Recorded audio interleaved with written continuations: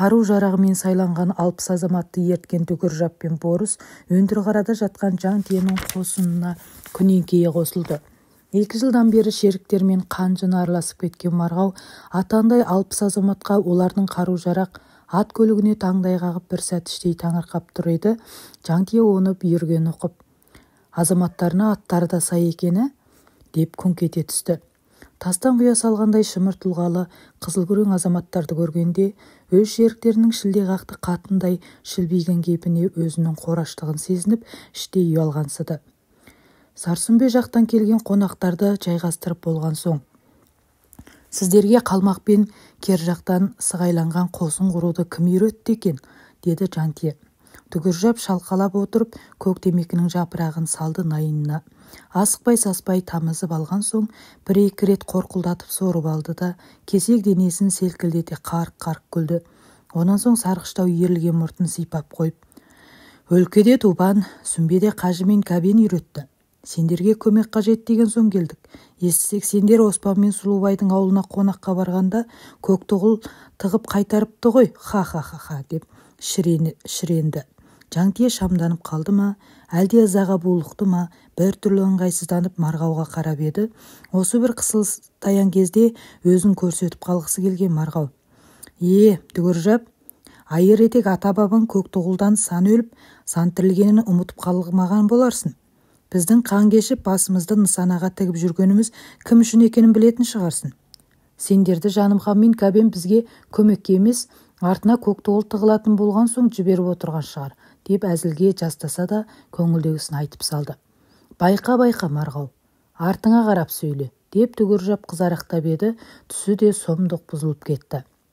Осы сәтте жауырыны тақтайдай жалпақ, танауы жұдырықтай, шарқ табақтай қара бұжыр бетіне май шығып тұрған Дүгіржап Жантиеге ет жүректі пенде емес, тас мүсін сияқтанып, көз алдына баяғыда ата-бабасын қынадай қарған Шыңғысхан елестеп кетті. Мынаған қарағанда Оспан мен Сұлубайда дәу болды ғой, деп іштей толғанып алды да. Қалжыңды қоялық, деп даусын көтере жалғады сөзін. Көмекке келдігендеріңіз жақсы болды. Сұлубай мен Оспан деген бұзақылар үкімет пен халықты ойрандап шырқымызды бұзды. Халықтың да кегі, өштігі қозғалып отыр. Біз бұрын аяған болсақ, енді аяспауға бекініп отырмыз. Сіздерше қайткен жөн? Есіре сөйлеп елеуреп тұрған Дүгіржап: Сіздің денсаулығыңыз жақсы емес деп естідік. Бізге Марғау ілессе болды. Басқа амалды өзіміз-ақ табамыз, деп еді. Марғау да ойланып отырмай-ақ: Жарайды, жолды мен бастайын. Ақылды амалды өзің тап. Бірақ басын ашып айтып қояйын, тегінде жеңіске ортақпыз, деді де аттануға жабынды. Марғау Жантиені ертіп ауаша шыққан соң: Қалмақтар сендермен қандай өш болса, бізді де ата жауымыз деп өш көреді. Бұлар Көктоғайдағы неше мың әскердің күшін жетпеген бандыны біз қолға түсірдік деуден де таймайды. Сонда сіздің бетіңізге шіркеу түспей ме, деп еді. Жантие ойланып қалды. Қарарды бұзсақ болмас, еңгісін тағы көрмейміз бе, деді де Марғауды жолға салды.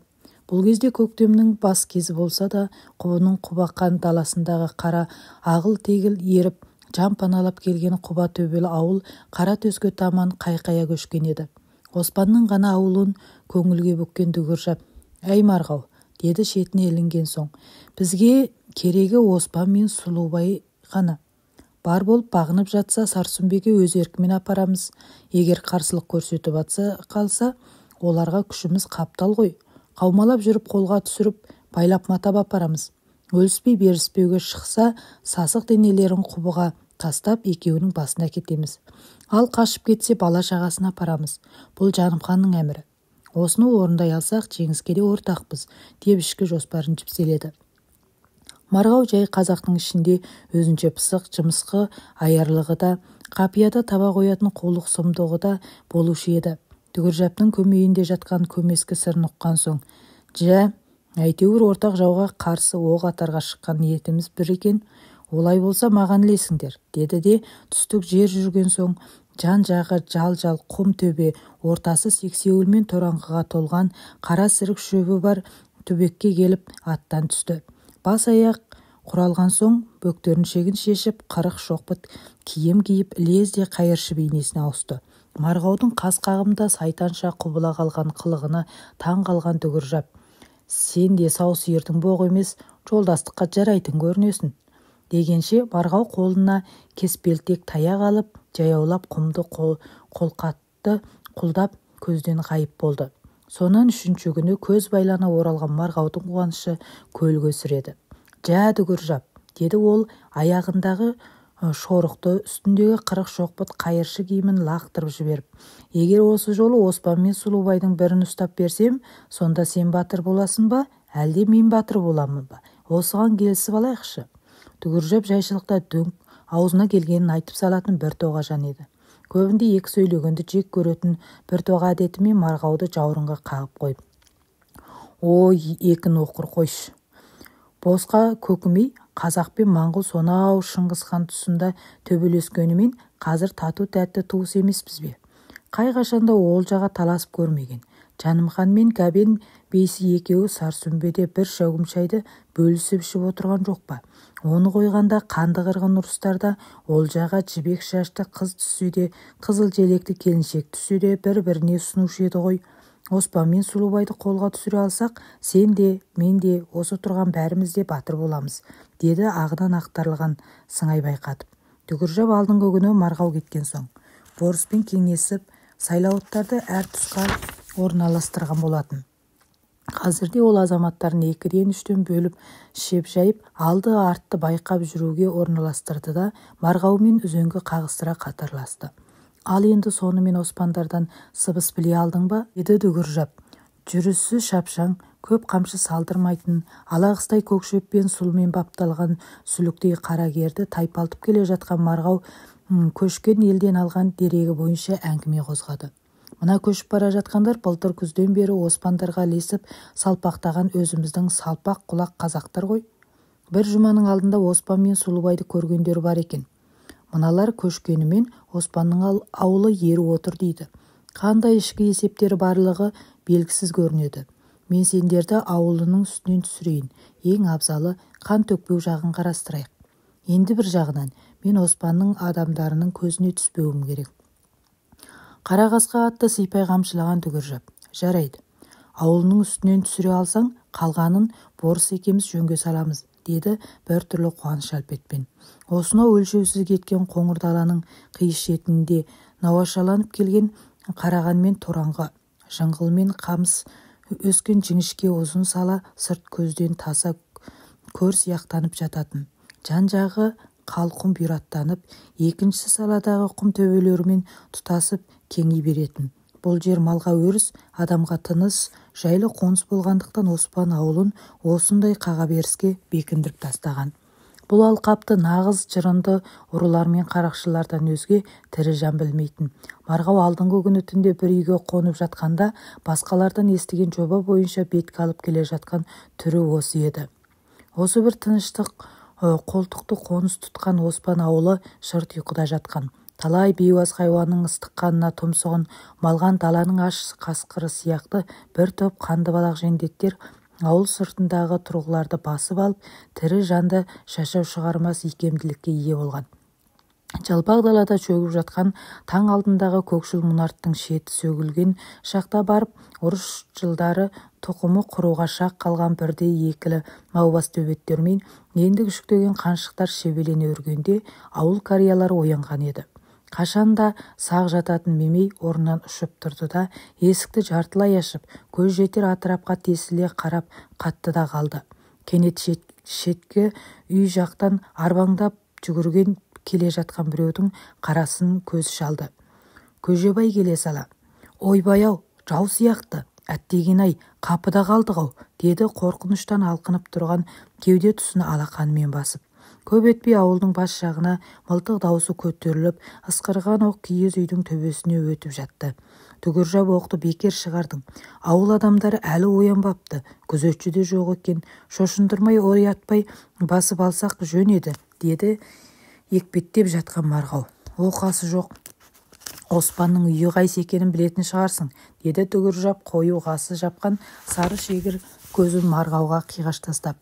Дүгіржаптың өзіне сенбей кеше азаматтарын бытыратып шеп жайып қыр көрсеткен Марғауда іштей сезген болатын. Қазірше сыр білдіргісі келмей: Оспанның үйіне былтыр бас сұққаным болмаса, көп араластығым жоқ. Қатыны пысық көрінген. Үзігіне қарағанда ортадағы үй Оспандікі сияқты. Олар оқты тоқтатып ауылдың тұс-тұсынан шеп жайған кезде керіліп жатқан кер далаға таңның ақшулан сәулесі төгіліп, айнала атырап анық көріне бастаған еді. 60 азаматтың жарымы мылтықтарын кесе ұстап, ауылға таман лап қойды. Ауылдан қарсы күш көрінбеген соң. Бұл ауылдағы жаны барлар түгел далаға шықсын. Қару-жарақтарың болса түгел тапсырыңдар, деді Дүгіржап. Таяқ ұстаған шалдар мен белдемше байлаған кемпірлер балаларын жетелеп далаға шықты. Қолына бесатарын серт ұстаған Дүгіржап бұл жолы: «Оспан қайда? Оспанның үйі қайсы? Сұлубайға үйді», деді қабандай күрілдеп. Мыналардың сұрланған суық түсіне сұстана қараған Мемей: «Оспанның үйі мынау. Оспанды іздегендер болсаңдар, үйге кіріңдер», деп еді. Әлгінде жер бетінде өзінен өзге ешқандай еркек кіндікті кісі жоқтай есіріп тұрған Дүгіржап Мемейдің «Оспанды іздеген болсаңдар, үйге кір» деген сөзіне селт ете түсті. Бейне жабықтан босағадан оспандар мылтық оқтап тұрғандай тұла бойы болымсыз дірілдеп үрейлене қалды. Оспан үйде болса, жаны барда шықсын, шықпайды екен, қарсылық көрсетеді екен, жақсылық таппайды. Қаншалық батыр болса да бір оқтан аспайды, деп Дүгіржап оқтаулы автоматының аузын Оспанның үйіне қаратты. Оның атқан оғы басқаларға берілген әмір мекен. Манадан бері шетте қимылсыз тұрған орыс, моңғол азаматтары қойға тиген қасқырдай шеткі үйлерге лап қойды. Туырлықтарды кескілеп, түндікпен есікті жұлып алды. Қарсы шыққан шал-шауқандарды аямады. Қылыштың қыры мен найзаның ұшымен бірнешеуін қағып түсірді. Бұл кезде бие байлар шақ таянған еді. Дүгіржап пен Бұрыс бұл ауылда қарым көрсетер қарулы азаматтар жоғына көзі жеткен соң, үйлерді тінтіп, ілікке жарайтын мүкамалдарды буып-түйіп, қанжығаға бөктере бастаған сәтте ауылдың ту сыртындағы төбеден тарс-тұрс еткен мылтық дауысы шықты. Шетте абайсыз тұрған 4 аттан құлап түсті. Елді ілгері көшіріп Оспанның ауылына тілдесуге келген сарбаздардың саны шамалы еді. Мыналарға төтеп бере алмасын білді де, бір сәттен кейін бекіні салып оқ шығармай аңдысуға ауысты. «Борси», деді Дүгіржап, «мына қатын бала шал-шауқанды алдыға салып атыссаң, бандылар өз қолын өзі шаппайды, еріксіз күйге түседі. Сен осы тәсілмен оқ шығарғандарды айналдыра тұрсаң, мен Оспанның қатын баласын айдап, Сарсүмбені бетке алайын». «О да жөн екен», деді Борыс, алғашында қосылмаса да кейін сәл жібіп. «Атса мыналарды да қырып құтылып кетемін ғой, бірақ Сарсүмбеге менен бұрын кіруші болма. Бірге шықтық, бірге барамыз», деп Дүгіржапты көндірді. Марғауға көз қырында салмады. Амалсыз қалған Марғауға мына орыстың жап-жасыл көзінің терең түкпірінен жылтылдаған жасыл жалын жауыздықтың біртүрлі мейірімсіздіктің белгісі құсап көрінді. Кенет оның есіне орыс оңбаған, 10 қалашқа тоймаған, 10 қалашқа тойса да кәпірлігін қоймаған деген тәмсіл оралды. Ол осындай ойда тұрғанда Дүгіржап Оспанның үйін жықтырды. Анадай жерде жайылып жүрген ат көліктерді алдырды. Оспанның қатын баласын зорлықпен сарпостап байлатып атқа мінгізді. «Ой Дүке, мен қайтемін, бірге баратын шығармын», деп Марғау жалынышты рай байқатып еді. Дүгіржап оған жауап бермеді. «Ей казак, қайтушы едің, сенің көмегің осымен аяқтады. Китайың тосып қалады, кет енді», деді Борыс. Марғау: «Әттеген ая, орыстікі шынжыр ноқта, Қытайдікі қайыс ноқта дегенде қалайша ертерек еске алмадым. Ендігі сыбағамды өз қазақтарым-ақ берер», деп іште егіліп еді. Сығыр көзінен бірнеше тамшы жас үзіліп жерге түсті. Ай қорғалаған аспан ала бұлт мүлгіп мұнартқан асқар таулар аясынан сай-сайды құлдап аққан өзеншілер мен асау бұлақтардың сылдыры келді құлаққа. Су сылдырынан өзге дыбыс жоқ. Табиғат аса үлкен ұйқыға кеткендей тып-тыныш. Ала бұлттың арасынан жұлдыз шоқтары ғана жымыңдап жерге көз қысқан сияқтанады. Бірақ жымыңдаған жұлдыздар сәулесі де тым өшкін, тым жадау. Осындай қараңғы аспанды жамылып бірнеше адам үн-түнсіз отырғалы едәуір шақ болды. Оспан күрсінді, ширығады шынжырлы арыстанша, кейде тістеніп қояды. «Апырау, осыларға істеген қастандығым да, қарсылығым да жоқ еді. Өздері ғой», дейді көбірлеп. Шыр етіп дүние есігін ашқан Inсан баласы жер бесікке кіргенше не бір хикметті тозақты, не бір торқалы тоқшылықты бастан кешіреді екен ғой. Сонда ес тандырған есіл күндер уақыт ұзарып жылдар айналған соң біртіндеп санадан өшіп сағымы да қалмайтын сәттер болады. Осылайша біреу еске салмаса өткен кеткенін есіне түсіре алмайтын ес алмас момақан жандар да жүреді топ ішінде. Кешірмелерін хикая қиса етіп, күнді түнге жалғап, балын сорғалата айтар көсем ойлы, шешен тілді жандарда көп ішінен жарқ етіп иықты болып көзге шалығар еді. Ал Оспан да елден аулақ өзінше бір қадет қалыптастырған. Ол ес білгеннен тартып, бүгінгісіне дейін қиса хикая етіп төгілдіріп айтпаса да, өз кешірмелері дәл бүгінгідей-ақ көкірегінде жаттаулы сайрап тұр. Әуелі өз басынан кешкен бәкініш күнді де ай күнімен матастырып, жылымен жымдастырып айтып бере алады. Осы ғұмырында Құдайға шүкір бір ізін қайта басқанын, бір сөзін екі қайталағанын, кісі баласына есесін жібергенін есіне түсіре алмады. Осы ғұмырында беті де ешкіммен қайтпапты. Кейбір өткерген ісін ойласа қорқысы келеді. Бірақ басқа қауіп төніп, ажал дегені аш қасқыр арсалан қағып алдына келгенде сескенбеген ол енді сескенсін бе?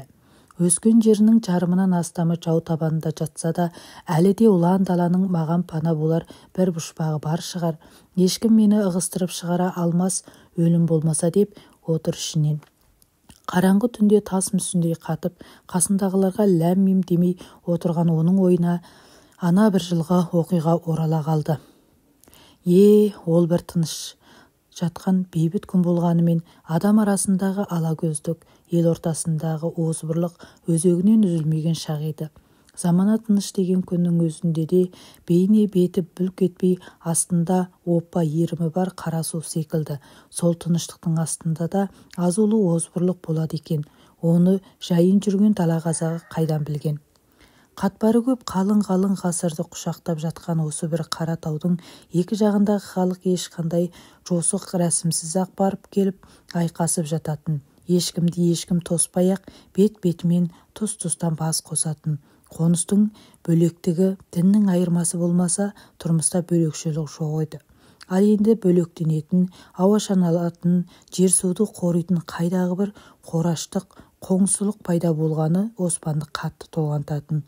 Қалқа өз алдына ел болып екі елдің арасындағы тарихтан бері көсіліп жатқан ұлы тауға белгі қойып, қатынас үзілді дегенімен ежелден тартып тағдырлас, тамырлас халық ашық та, астыртында өтіп жататын. Жауласпаушы еді ол кезде. Ара-тұра алакөз болып ішінара содырлар ғана сойылдасып қалатында, артынан дәм ауыстырып, бірінің аяғына бірі жығылып кешірісіп жататын. Ондай алакөздік түтіні алысқа бармай ыдырап кететін. Бір жылы Оспан Моңғол жеріне туысшылаған топпен бірге өтіп бара жатып шекара күзетші әскерімен қақтығысып қолға түсіп қалған болатын. Тергеу үстінде жол хатсыз, рұқсатсыз қалайша біздің сызықтан өтіп кетесің? Мынауың қарақшылық деп шымыр денелі сөзді шымшымдап нығыз сөйлейтін біреу Оспанды алымсынбай шекесінен одырая қарап, әскери шекпенін желпіп көтеріле үн қатқан. Жоқ қылмысынан шошынбай, алғашында қазақы ибамен төменшілік көрсеткен Оспан сыр бермей қалың пұшпағымен шыдамдылық етіп еді. Мынадай қорлағанына құқайға болған кекті ашудың бұлқынысы бұрқ етіп, жанарынан жалын, көкейінен көк найза болып атылғаны ма? Ей, кешегі шолақ айдар неме, кім қарақшы, кім тонаушы екенін, кімнің жеріне кім баса көктеп кіріп отырғанын қуышың сезіп тұрған болар? Сен отырған жерде ата-бабамның той жасағандағы ошаққа қойған тасы да, қазанға ойған жер ошағы да әлі сол қалпы тұр. Сонда кімнің жерін, кімнің табаны басып тұрғанын шариғатқа салсаң да, ламаға айтып, безбендетсең де, бесенеден белгілі болып шыға келеді. Сен жалғыз атты маған қоқаңдағаныңмен құйрығыңа найыңды қыздырып басатын тағы біреу шығар, деген тайсалмай. Жалғыз қалған Оспанды сөзбен желкелеп қорламақ ойында еді, бірақ Оспанның да ар жағында жатқан жасыл шоқтың қызуын байқағандай тіксіне қалды моңғол әскері. Ол да осы Алтай мен қобданы қолда ойнатқан бау кеспе ұры батыр жүрек көктің тұқымынан еді. А, не дейсің? Найды басасын? Қарай көр мұна тола-толмас қара местін шәлдірлеуін. Бір кезде сендер найды біздің құйрыққа басқан болсаңдар, енді сенің құйрығыңда сау қалмас, деді де моңғол әскер мойнына көк қалта ілген қайқыбас найын сорып-сорып сұрлана қарады. Найының күлдігін өкшесіне қағып-қағып, бір кезде үлкендерден естіген най басқан хикаяны есіне түсіріп еді. Сонау бір тұста Сырнайы бұлағы, көгалды құрағы бар мынау алып Қаратаудың екі бетіндегі ел алғашында тату еді, тәтті еді. Кейін келешек араланатын, көз алартатын мінез жабысып, керістенді, қан ағызатынды шығарды.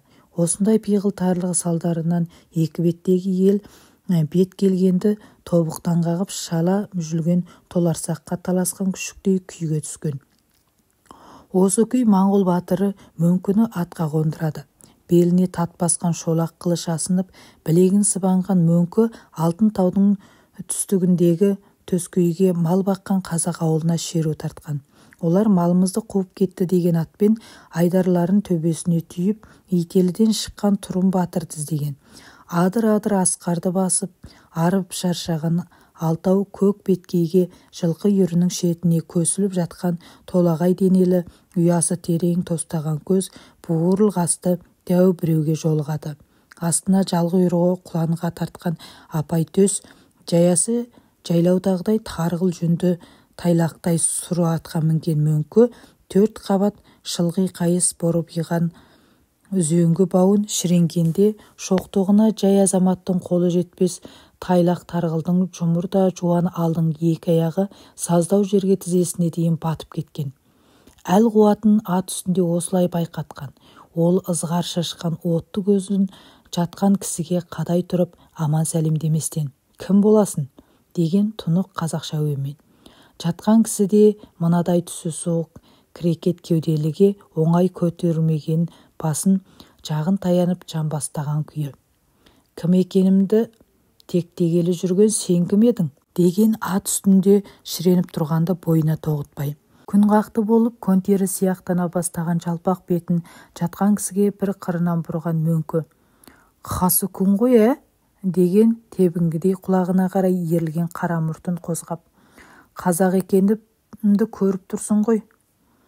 Қасы күн болсаң еліміздің ырысын жырмалаған, жеріміздің тұнығын лайлаған, осында Тұрым деген қарақшы бір үйір жылқымызды қуып кетіпті. Ізімен қуып келеміз. Тұрымның ауылы қайда? Жөнін нұсқап жіберсең қайтеді?» Аусырма жағалы жырық етегі көлбіреген көк дәйлімбі шапан киген Мөңкіге қарап қойып «Қазақ.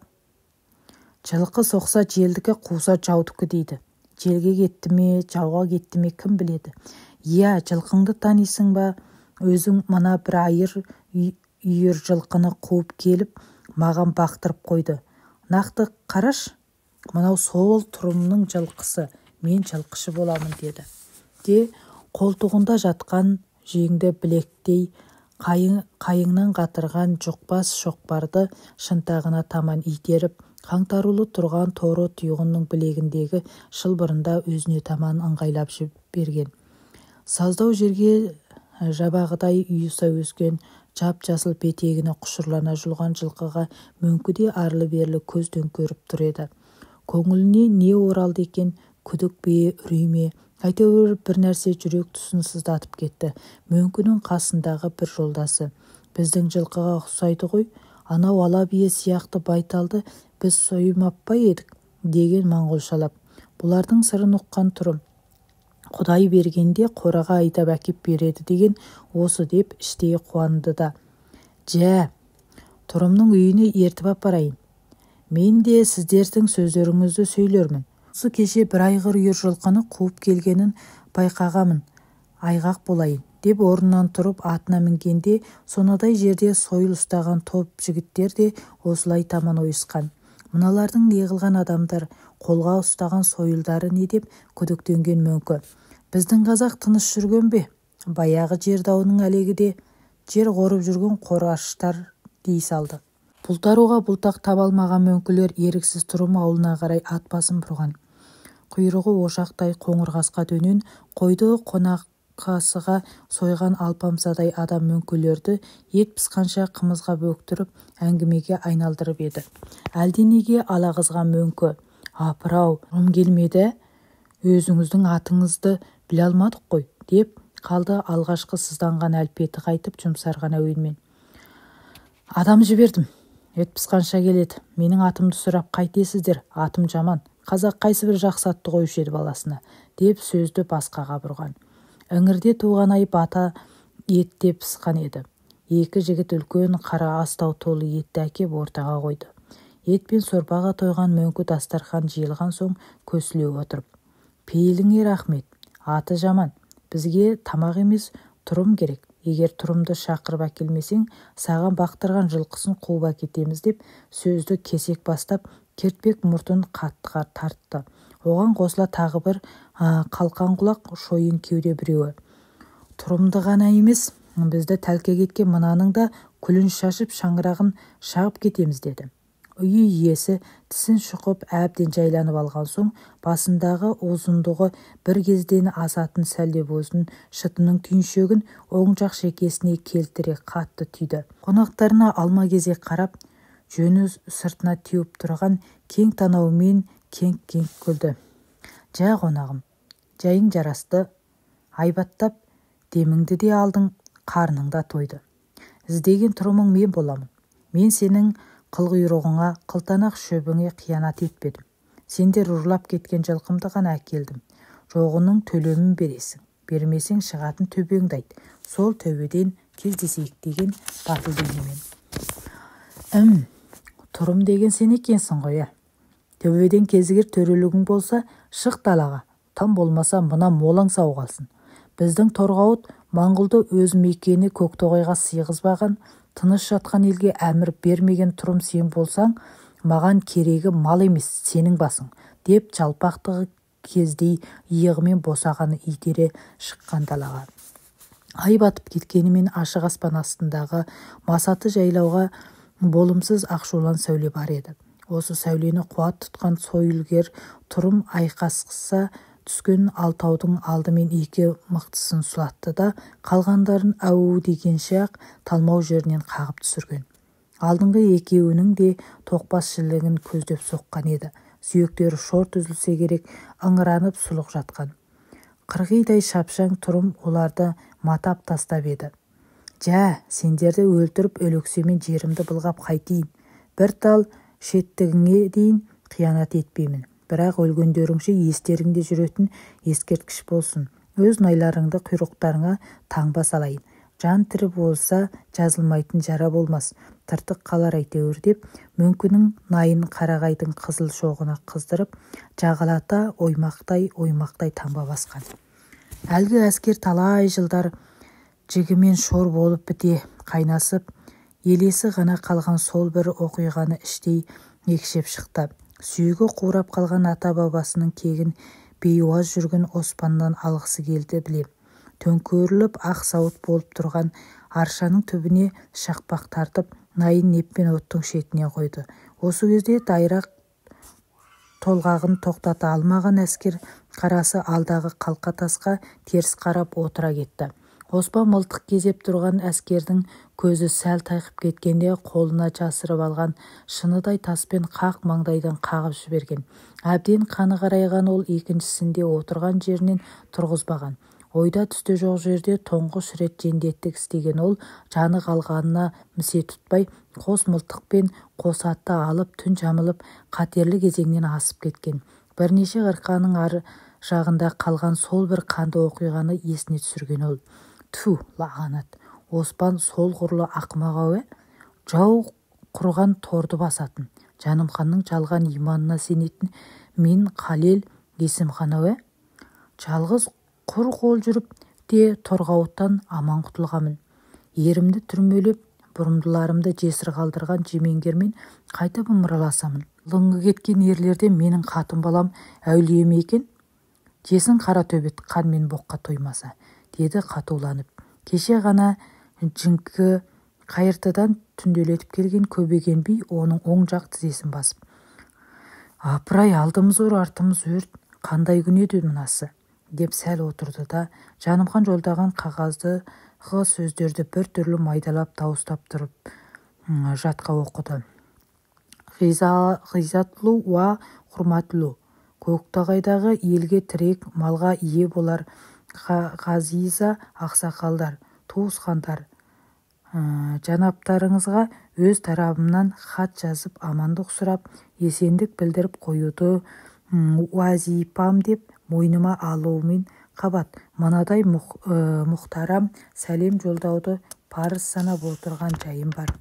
Өткен 2 жыл ішінде төбемізден қараушы үкіметтен өкпелесіп, қырғи қабақ болған едік. Үкімет 7 басты айдағар ғой. Мықтағанда бір ғана басын алармыз. Ал қалған 6 басымен 70 жұмыртқасына бір уыс қазақтың қарымы жетер ме? Естісем, Сіләмұлы Оспан тентектік істеп, бірді екілі оғаш қылық көрсетіпті. Үкімет тентектің теріс мінезін кешіреді. Түсінбестіктен үкімет кісілері Оспанның қатын баласын Сарсүмбеге әкеліпті. Қатын баласы аман. Ошың өзі келіп, әкімдерге жөнін айтса, нұр үстінен нұр болмақ, қайта сенім алмақ. Сұлубай бастаған есерлерді тоқтатып, ел басына есен күн тілеп тез жетсін. Онан қалса, Қалел Тайжы бастаған былтыр Дубанның қасына кеткен ел ағаларының бала шағасына мұхтарам сәлем жолдайды. Естісек, Ғадылхан залың, көбеген ақсақал сияқты игі жақсылар да есерлерге дем беріп, ел ішін жіктеген өкінішті ақпар үкімет құлағына жетіп отыр.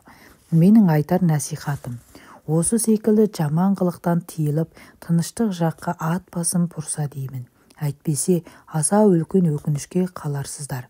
Сұлубай мен Оспан жанапыларына ақыл айтып, бетін бұруға уағыз білдіргейсіздер. Адасқанда айып болмақ емес.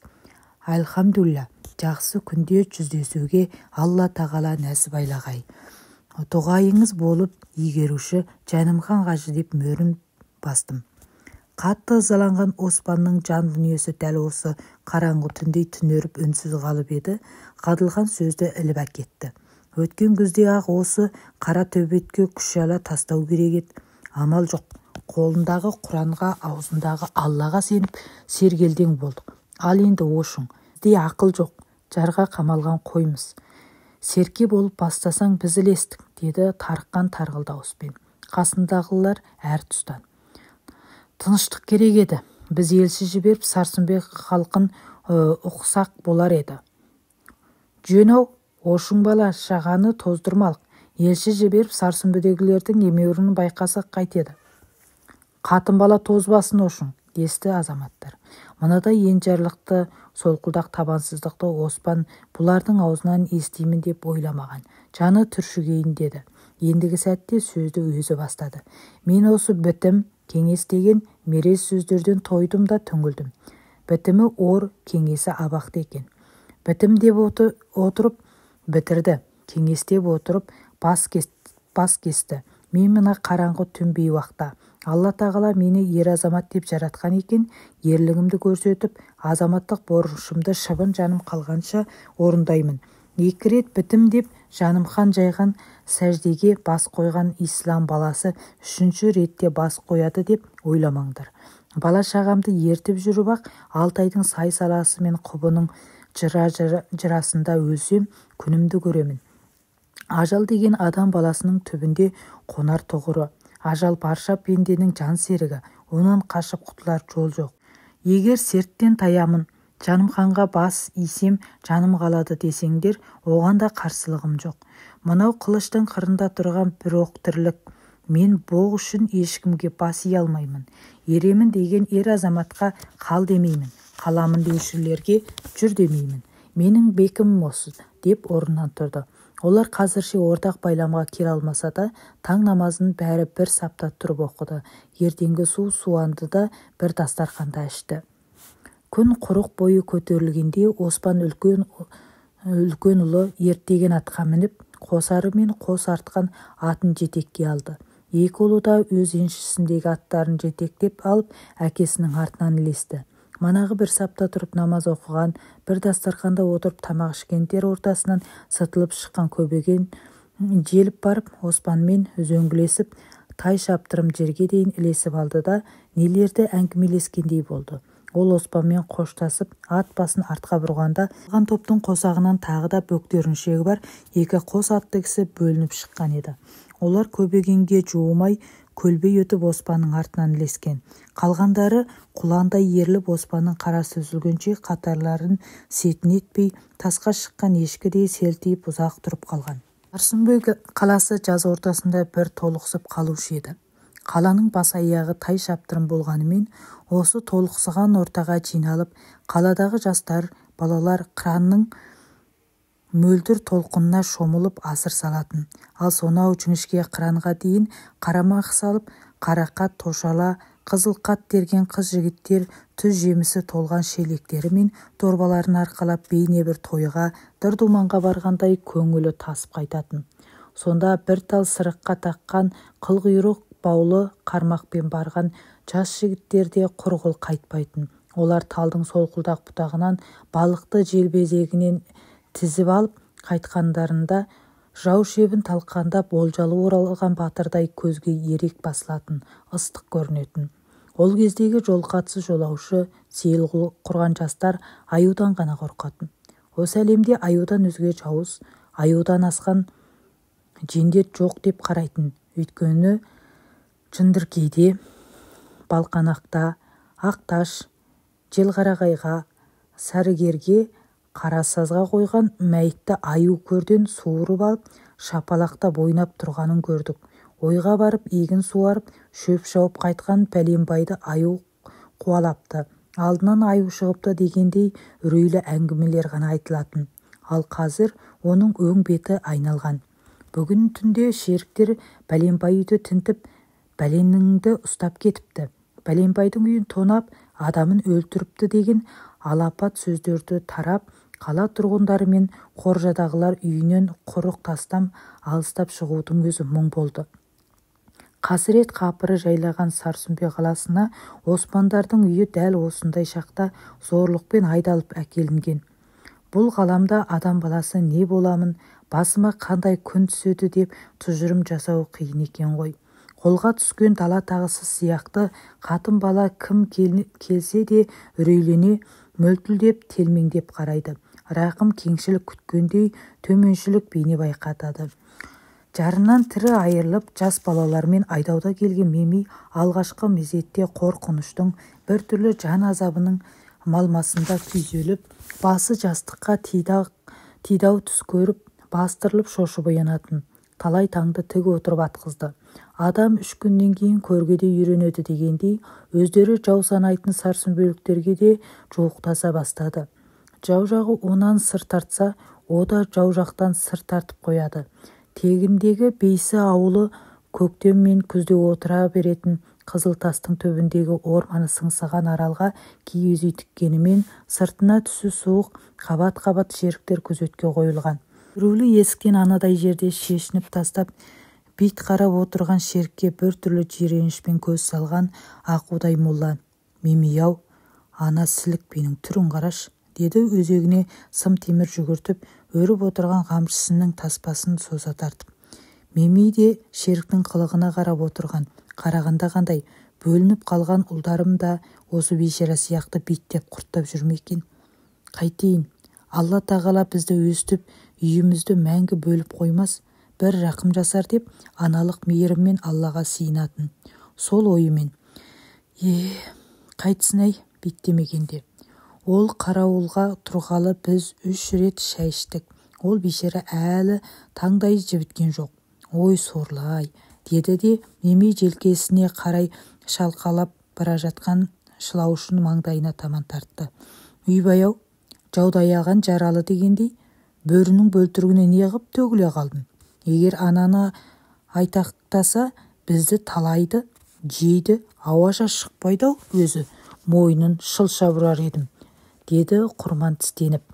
Мемей жай езу тартып еді, енді ғана ұсақ ажым сызаттары түсе бастаған жұқалтаң ажары сәл нұрланып барып өшкендей бастады. Ойламаған жерде Мемей, қайнағай, қайтейін, әйел болып туғаныма өкінемін, деді. Ақылы мен ерлігі елден асқан батыр болмаса да, бір ауылға бас көз тиянақ болып жүрген ақудай ойлы көзімен Мемейге төңкеріліп: шырағым, қазақтың ұлынан бұрын қызы батыр болған. Әйел болып туғанына өкінген нес? Былтыр қанды қырғында шолпандар ат үстінен бесігіліп ауған түйені басқан жоқ па? Ал Сары Ноғайды өлтіргенде Қарақастың қызы Мапаш емес пе еді? Олар осылай әңгіме дүкен құрып отырғанда кенет алыстан ат дүбірі естілді. Саңқылдаған бір қоңыр дауыс келді Мемейдің құлағына. Қуанышқа ма, ренішке ме, неге бастайды? Әйтеуір жүрегі тулайды. Самай шаштарын кимешегінің ішіне тығып, орнынан тұра беріп еді ақудай: Мемей, шырағым-ау, немене, таныс дауыс қой. Біздің ауылдың адамдары ма қалай? Мен шығайыншы дегенше Мемей босағада жатқан жолығы тозып, табаны жұқарған бір кездегі көк суыр кебісіне аяғын сұқты. Босағадан далаға көз салды. Үйге таяп қалған көбегенді көргенде жүрегі тіпті аттай тулап, көз аясын ыстық жас кернеді. Шыдай алмады. Қаяулы жүрек көзінің жасын парлатып тұрып, иіліп сәлем етті. Сен саумысың жарқыным, деді де көбеген аттан томалап түсті.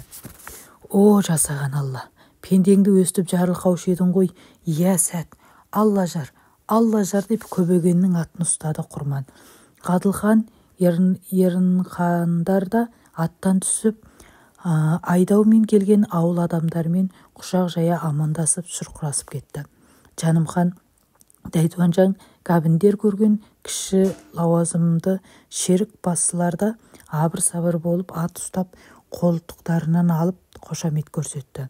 Қарауылда күзетте жүрген шеріктерде манағыдай емес, айылдарын жинап, айбат шегіп әскери түске ауысқан. Бас аяқтарын құрап, жау болса да иіліп төсек болып жатыр кешеден бері.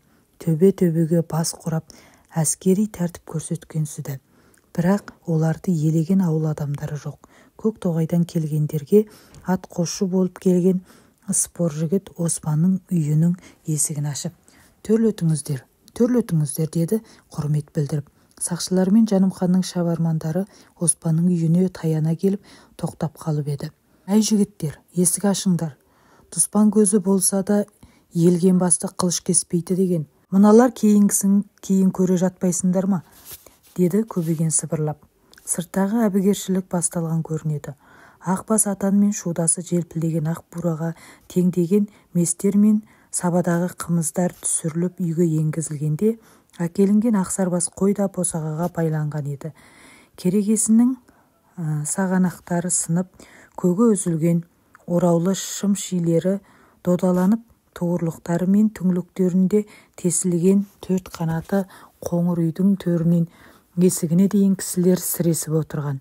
Осындай бір тыныштық орнаған сәтте: Шырағым Мемей, деді көбеген. Қазақ әйелдерінің үлкендерге тесіле қарамайтын ибасымен төмен қарап отырған Мемей үлкен кісіге құлақ түрген. Ұядағы балапан, қонақтағы құс сияқты қоңыр халық едік. Ұямыз бұзылып, қонақтаған бұтағымыз сынды. Құданың құдіретінше замана толқыны сендерді бір жаққа айдап әкелді. Ал ер азаматтарды да толқытып бір қиырға айдап әкетті.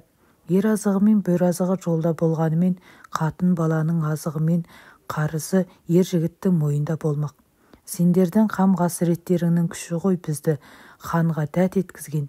Кеше түс ауа қажының үйіне төте келдік. Құдайға шүкір, елшіге өлім жоқ дегенді аталарымыз текке айтпаған ғой. Қажы бастаған ұлықтар жайылып төсек, иіліп жастық болып, жылы шырай білдіріп жатыр. Алла жарылқасыннан өзге айтарымыз жоқ. Арман тілегімізді орындайды деп сенеміз. Басқалар үндемеген соң Мемей де осы тұста бір шер тартқысы келді ме, ызбарлы жіңішке дауысымен сөз бастады.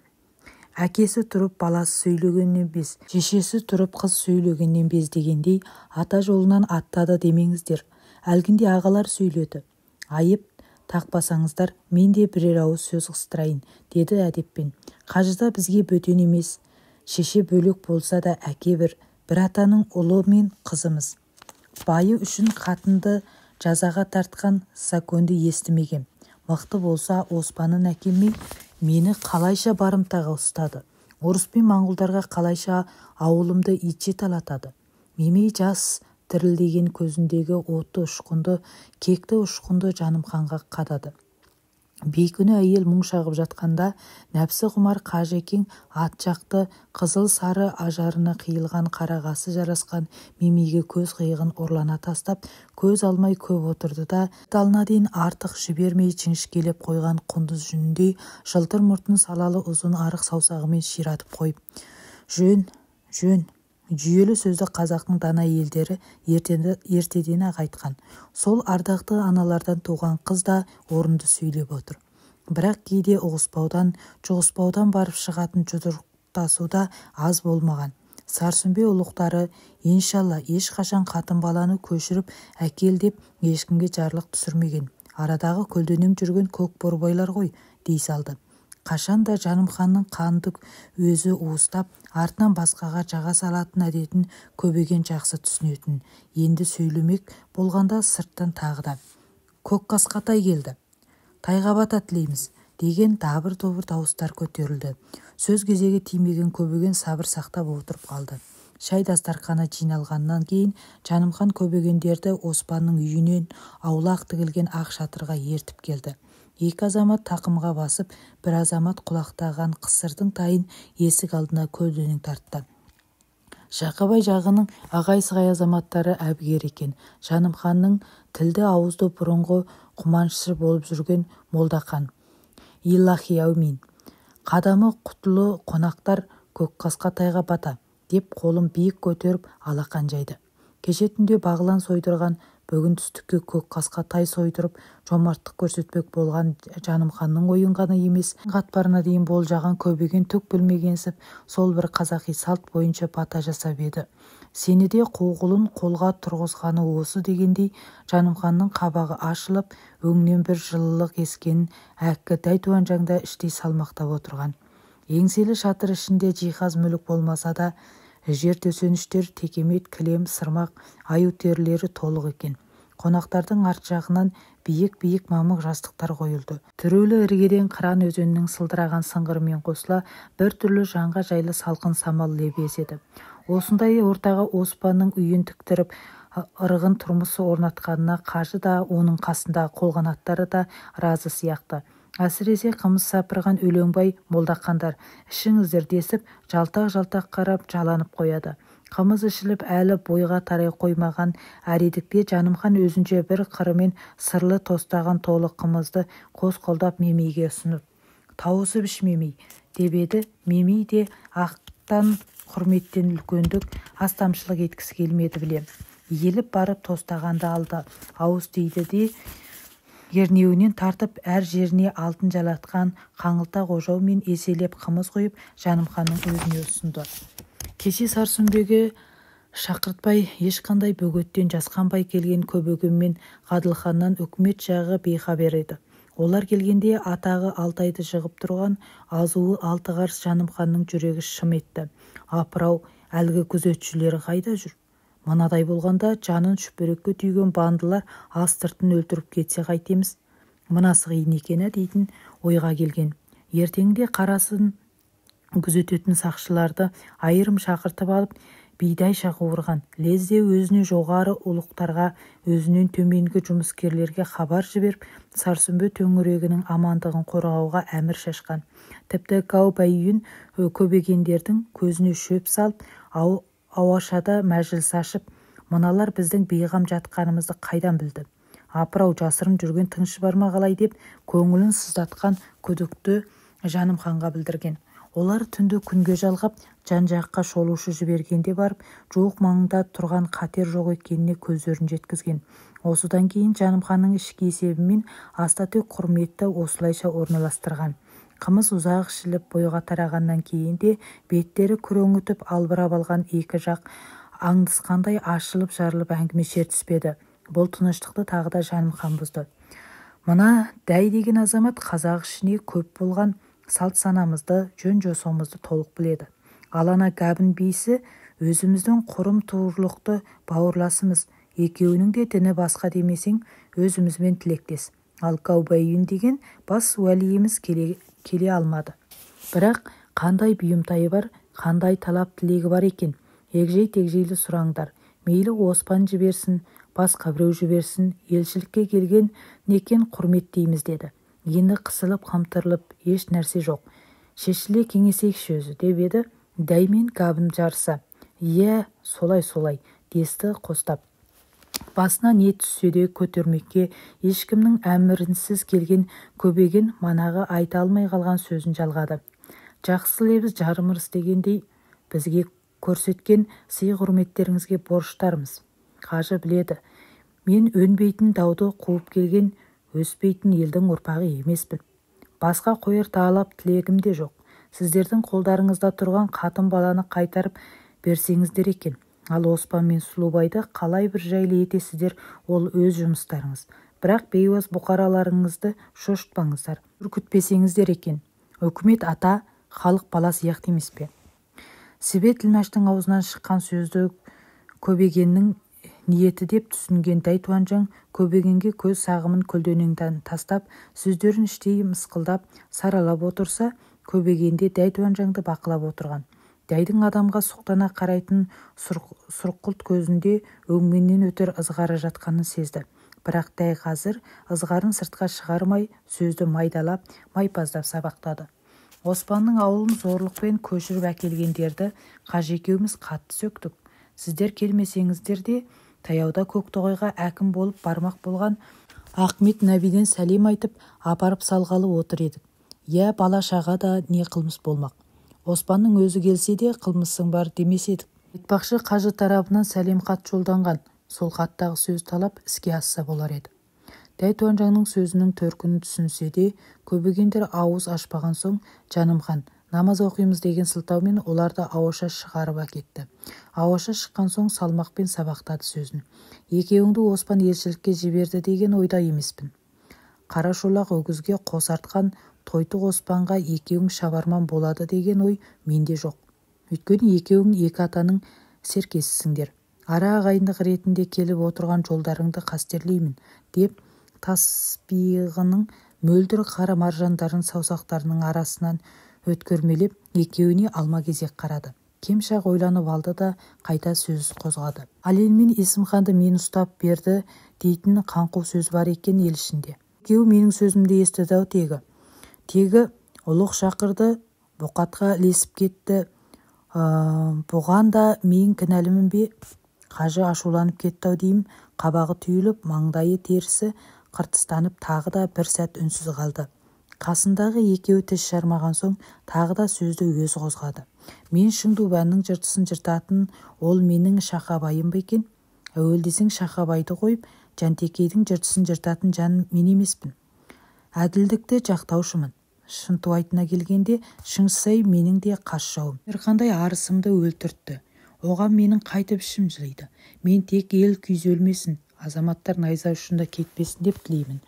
Естісем Оспан мен Сұлубай қол жинап, шатақ шығарып тонаушылықпен шұғылданып жатыр екен. Әлгі қабилар Диуха жаққа барып, тағы да қолдарын қанға малып келіпті. Онымен қоймай ауылына келген сақшыларды өлтіріпті. Керуен тонау, почта тонаудан артық кінә болған ба?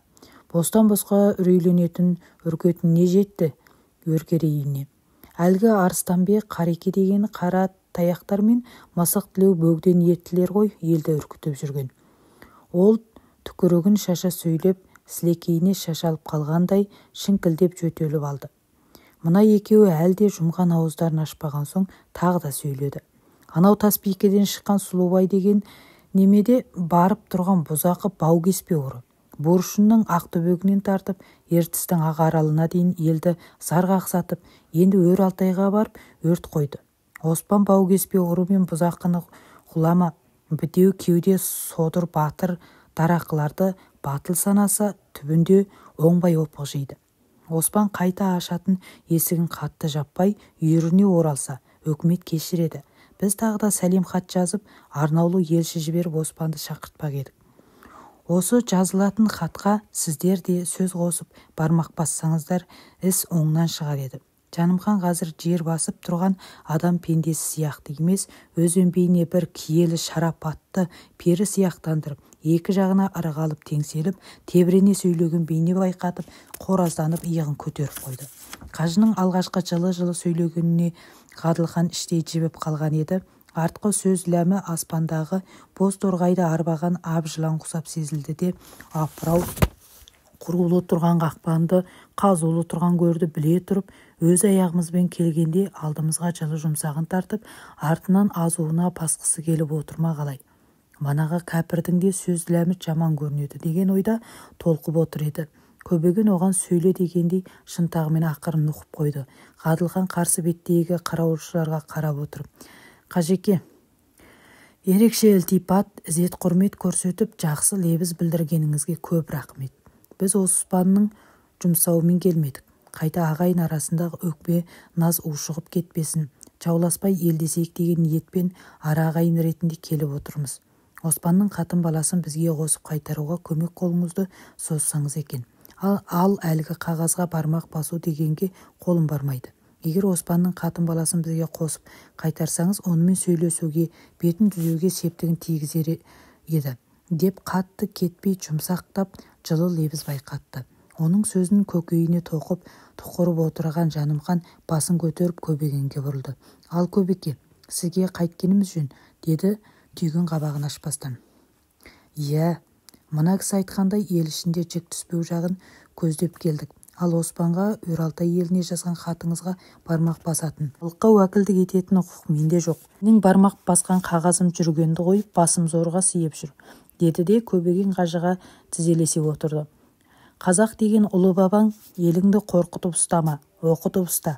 Еңсесі биік өнегелі ұлы өссін, қылығы қырмызы көрегенді қыз өссін депті. Кісіден ақыл сұрар қараша ұлы емес, көктің тұқымысың. 6 есентай ішінде базар құлмен тепсуге, үзеңгі қағыстыруға Шақабай әулетінен өзге кім шығушы еді? Бүкіл Жантекей болмаса да 6 есентай-ақ өзіңді тәйжілікке, бейсілікке көтереміз деп жүргенде, көк тасың өрге домалап ұлық мәртебесіне қолың жетті. Күшке салмай Оспанды тентек десең, ақылыңды беріп алдыңа әкел. Егер ақылыңа көнбесе, сауырлап үйіріңе қос. Ол Есімхан ырысқаннан күшті болмас. Қажеке-ау, алтын арқауыңды шірітпе, абақсынды еліңді ірітпе.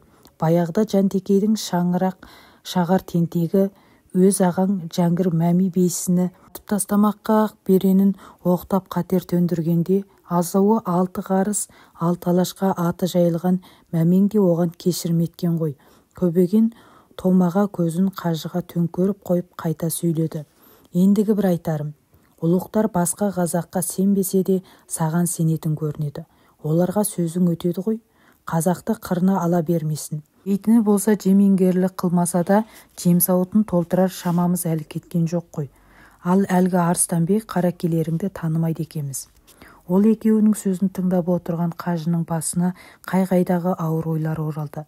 Бір сәт ойланып толғанып алды да, шылғұйрығын сақалыны шымшып, ұстап ширатып қойып: Айтар сөз, тілектерің осы болса, бірнеше күн асықпай жатыңдар.